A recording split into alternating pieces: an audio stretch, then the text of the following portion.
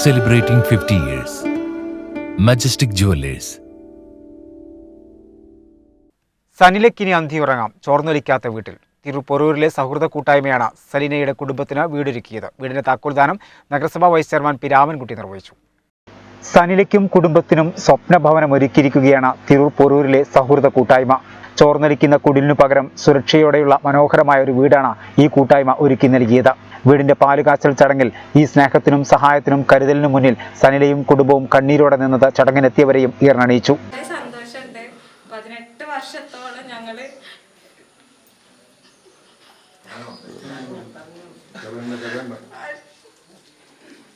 Shed കെട്ടിയിട്ട് താമസിച്ചിരുന്നത്. മഴക്കാലമായ വെള്ളം കയറിയിട്ടും അങ്ങനെ പല ബുദ്ധിമുട്ടുകളും ഞങ്ങൾ അനുഭവിച്ചിട്ടുണ്ട്.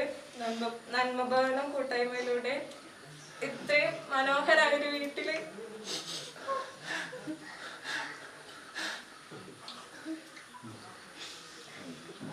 അതിലുള്ള എല്ലാ കമ്മിറ്റിക്കാരും നല്ല സപ്പോർട്ട്, നല്ല ആക്റ്റീവായിരുന്നു. ഈ വീട് പണി തുടക്കം മുതൽ അവസാനം വരെ എല്ലാ കാര്യത്തിലും നല്ല ആക്റ്റീവ്, നല്ല പ്രോപ്പറായിട്ടാണ് എല്ലാ കാര്യങ്ങളും അവർ ചെയ്തിരുന്നത്. എല്ലാവർക്കും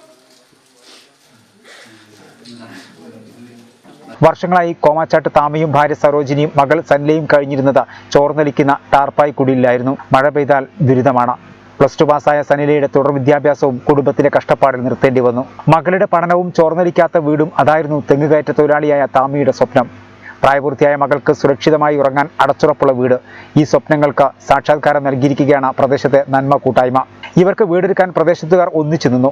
20ഓളം അംഗങ്ങളുള്ള നന്മ സൗഹൃദ കൂട്ടായ്മ മാർച്ച് 3-നാണ് വീടിന്റെ നിർമ്മാണ പ്രവൃത്തിക്ക് തുടക്കം കുറിച്ചത്. 142 ദിവസം കൊണ്ട് 6 ലക്ഷം രൂപ നിർമ്മാണ ചെലവിൽ മനോഹരമായ വീടൊരുക്കാൻ ഇവർക്ക് കഴിഞ്ഞു. പ്രിയമുള്ളവരെ, നന്മ പൊറൂർ കൂട്ടായ്മ ഏതാണ്ട് 20ഓളം അംഗങ്ങളാണ് ഇപ്പോൾ ഈ കൂട്ടായ്മയിലുള്ളത്. ഈ കൂട്ടായ്മ എങ്ങനെ മനോഹരമായിട്ട് മുന്നോട്ട് പോകും എന്നതിൻ്റെ ഉത്തമ ഉദാഹരണമാണ് ഈ ഒരു വീട് നിർമ്മാണം.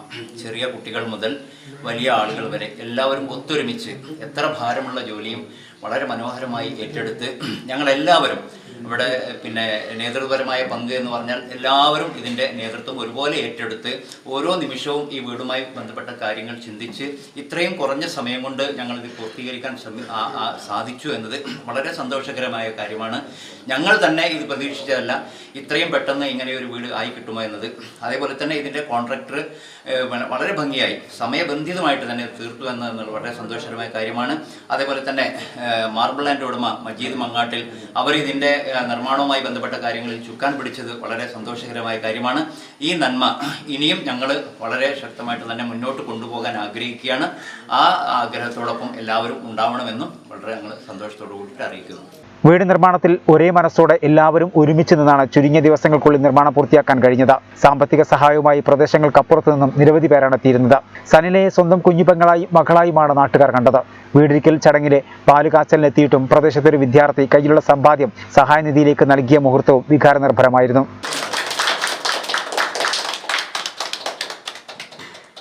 നഗരസഭാ വൈസ് ചെയർമാൻ പി രാമൻകുട്ടി ഭവനത്തിന്റെ താക്കോൽദാനം നിർവഹിച്ചു.